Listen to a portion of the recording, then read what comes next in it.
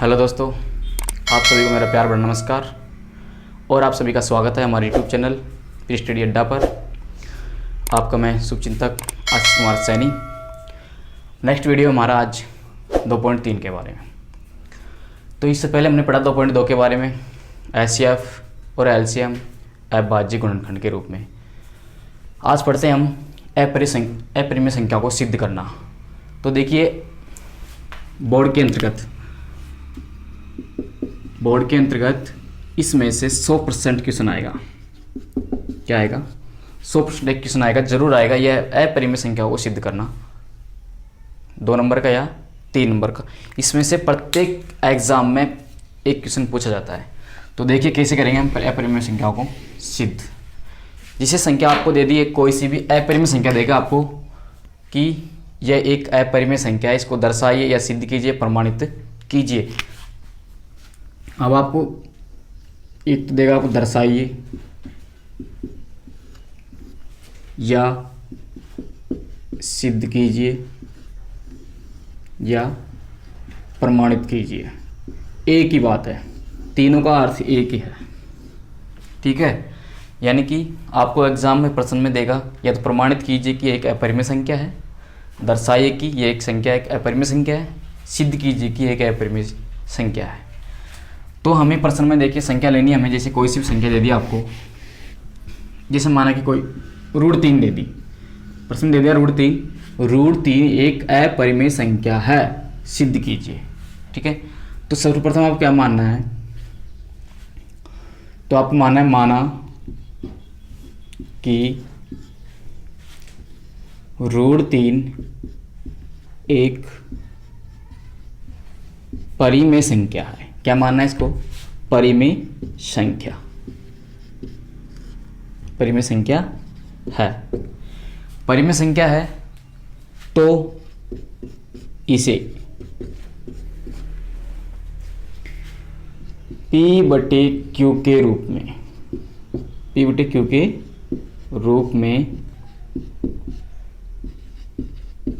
लिख सकते हैं।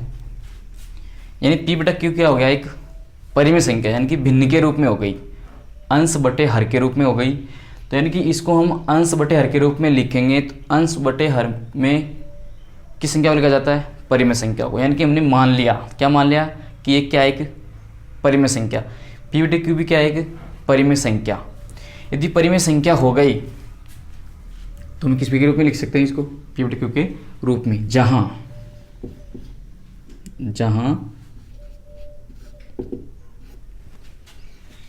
P व Q क्या है? Q एक पूर्णांक संख्या।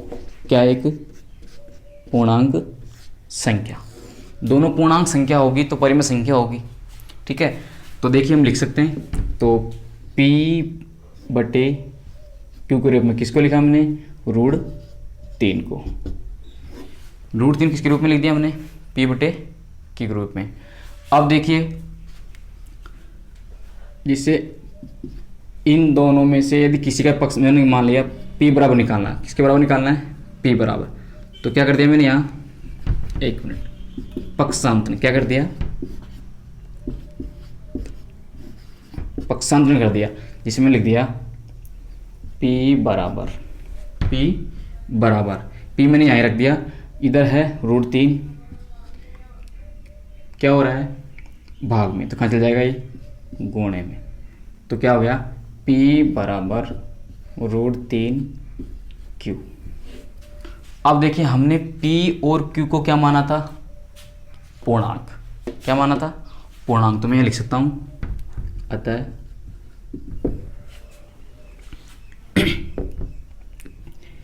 P एक परिमेय संख्या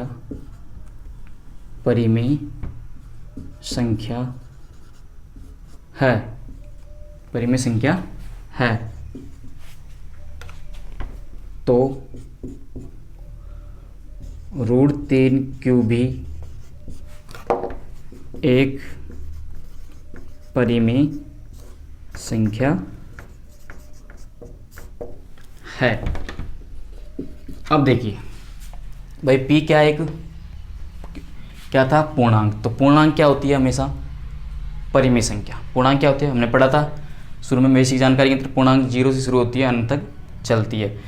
तो p हमने एक पूर्णांक परिमेय संख्या के रूप में माना था, तो p क्या है, एक परिमेय संख्या। तो परिमेय p एक परिमेय संख्या है, तो p के बराबर ही दे रखा है √3q, यानी कि माना कि इसका मान 1 है तो इसका मान भी 1 है, क्योंकि बीच में क्या है, चिन्ह बराबर का। तो p है एक परिमेय, तो √3 भी क्या हो गई, एक परिमेय संख्या। लेकिन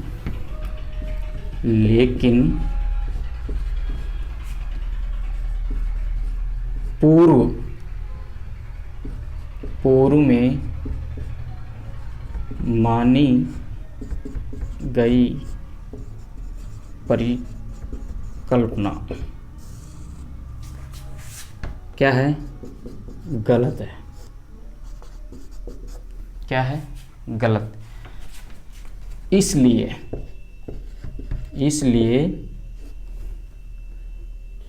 √3 एक अपरिमेय संख्या है, इति सिद्धम। बस इतना सा करना है, इसके अंदर कुछ नहीं करना है। और तो देखिए संख्या हमारे कोई सी भी आ जाए, जरूर नहीं है √3 आए, कोई सी संख्या, जैसे मैं ले लिया √3 - 7, जैसे ये संख्या आ गई। तो आपको क्या करना है, सर्वप्रथम क्या मानना है, माना कि जो मैंने हिंदी के अंतर्गत जितने भी शब्द लिखे हैं वो तो सेम कॉपी होगा, प्रत्येक प्रश्न में कॉपी हो जाएगा। तो माना कि √3 - 7 एक परिमेय संख्या है, तो इसे p/q के रूप में लिख सकते हैं, जहाँ p/q एक क्या है, पूर्णांक संख्या है। यहाँ लिख देंगे √3 - 7 बराबर p/q। फिर क्या करेंगे, पक्षांतर कर देंगे, किसी भी एक संख्या के बराबर निकाल लेंगे, फिर जो भी सामने आएगा। अब जैसे ये p है तो क्या होगा, एक परिमेय, तो उसके सामने वाले भी परिमेय होगी, क्योंकि बीच में क्या है, चिन्ह बराबर का। तो हम लिख देंगे, आता है p एक परिमेय संख्या है, तो जो भी सामने आएगा वहाँ यहाँ लिख देंगे कि वो भी एक क्या हो जाएगी, परिमेय संख्या हो जाएगी। लेकिन पूर्व में जो मानी गई थी परिकल्पना वो क्या है, गलत है। इसलिए √3 - 7 एक क्या हो जाएगी, अपरिमेय संख्या, इति सिद्धम। तो देखिए अब अगली प्रश्नावली 2.4। तो इसके अंतर्गत हमें प्रश्न दे रखे हैं 2 या 3। तो इसमें दे रखा है हमको शांत दशमलव प्रसार और एक अशांत दशमलव प्रसार। संख्याओं को लंबी प्रक्रिया से ना करके चेक करना है कि ये शांत है या अशांत। तो देखिए पहला प्रश्न लेते हैं, 15/16, 1600, ठीक है। तो आपको क्या करना है, मैंने बताया था हर बराबर क्या निकालना है, अभाज्य गुणनखंड। क्या निकालना है, अभाज्य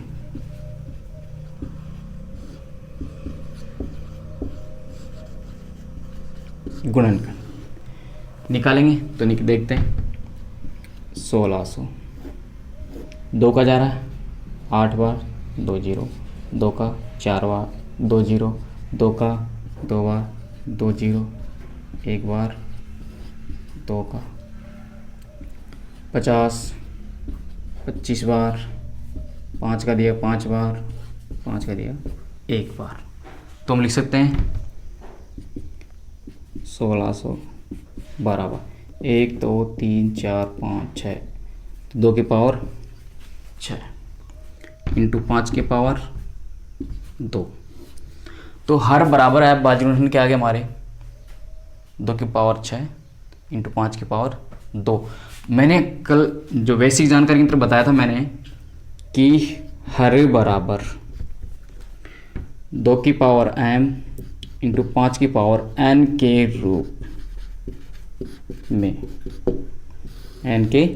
रूप में क्या हो, अभाज्य गुणनखंड। क्या हो, अभाज्य गुणनखंड।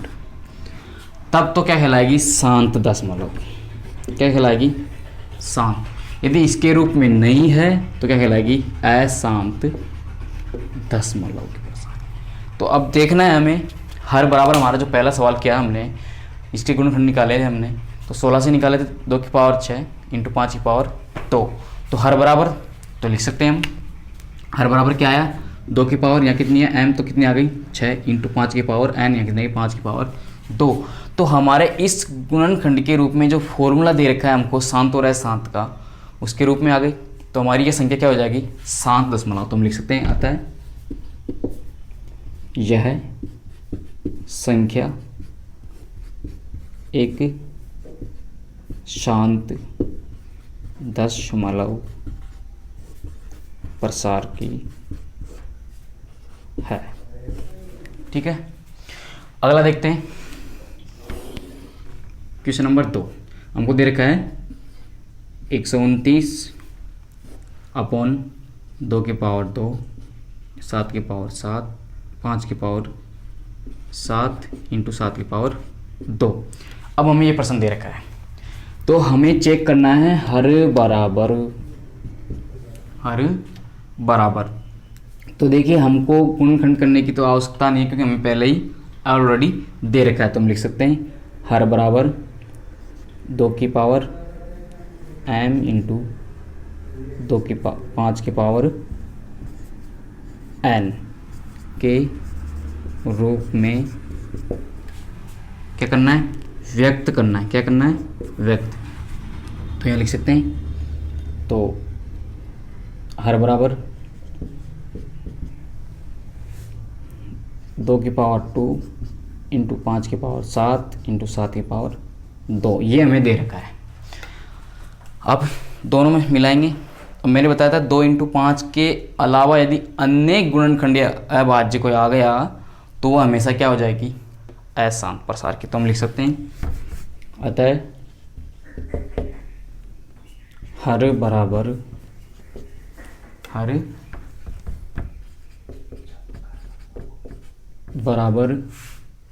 2 की घात m इंटू 5 की घात n के रूप में नहीं है, इसलिए यह संख्या अशांत दशमलव प्रसार की है। ठीक है दोस्तों, तो अगला प्रश्न देखिए हमारा, परिमेय संख्याओं को दशमलव प्रसार में लिखिए और बताइए कि ये क्या एक शांत है। तो परिमेय संख्याओं को पी/के ग्रुप में लिखते हैं, बिल्कुल हमारे पी/के ग्रुप में है, यानी 13/125। अब हमें शांत और ओनली शांत में पूछ रहा है हमें, तो शांत में निकालने के लिए अब हमें हर बराबर क्या होना चाहिए, 2 की घात m इंटू 5 की घात n के रूप में, ये हमको निकालना है। तो निकालेंगे हर बराबर। तो हर बराबर 125 क्या निकालना है, गुणनखंड। 5 का जा रहा है 25 बार, 5 का जा रहा है 5 बार, 5 का जा रहा है 1 बार। अब देखिए हमारे हर बराबर यानी कि 125 बराबर क्या आ गया, 5 की पावर 3। अब मैंने आपको बताया था कि हर बराबर 2 और 5 के रूप में आना चाहिए, तो हमारे 5 के रूप में आ गया, तब भी क्या हो गया, शांत हो गई। क्या हो गई, शांत हो गई। तो देखिए और दशमलव प्रसार में लिखना है हमें, तो हम लिख सकते हैं संख्याओं को 13/125 बराबर 13, इस कैसे लिख सकते हैं, 5 की पावर 3। अब देखिए यदि मैं 2 इंटू 5 के रूप में, 2 इंटू 5 के रूप में, यहाँ दोनों सेम कर लो, आप ऐसे कर लीजिए तो फायदा रहेगा। अब 5 की पावर 3 है, तो मैं यहाँ 2 की पावर भी मैं क्या लगा सकता हूँ, 3, और लेकिन यहाँ लगाना पड़ेगा तो ऊपर भी आपको लगाना पड़ेगा। इसलिए अब देखिए हल करते हैं। 13, 2 की पावर 3 को गुणा किया तो कितना आया 8, 5 दूनी का 10, 10 की पावर में कितने लगा सकता हूँ 3, क्योंकि दोनों में सेम है तो मैं क्या लगा दिया 3। गुणा करेंगे 13 8 104 बटे कितनी बार है 3 जीरो लग जाएगी, कितना आएगा 1000। अब आपको शांत में लिखना है, शांत में पूछ रहा है तो हम क्या कर देंगे 1 2 3, 3 अंक छोड़ के लगा देंगे दशमलव, तो क्या लग जाएगी 0.1 2 3 4, यानी 3 संख्या छोड़ के लगा दी हमने दशमलव, क्योंकि 3 ही क्या है यहाँ पे 0। तो हमारा दशमलव कितनी हो गई संख्या, शांत में पूछ रहा है, शांत तो पहले है ही, क्योंकि शांत कैसे हो गई, यहाँ दशमलव के बाद में 104 पूरा पूरा क्या जा रहा है 1000 का भाग, तो हमारी संख्या तो हो गई शांत और परिमेय संख्या हमको दे ही रखी है। उसी प्रकार हमारा क्वेश्चन नंबर 2 यह है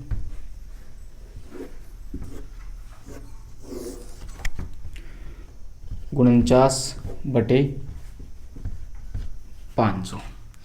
तो आपको निकालना क्या है, परिमेय संख्या है तो हम क्या निकालेंगे, पहले तो हर बराबर क्या निकालेंगे इसके गुणनखंड। तो 500 निकाला यहाँ 2 बार 250, 2 बार 125, 5 का दिया 25, 5 का दिया 5 बार, 5 का दिया 1 बार।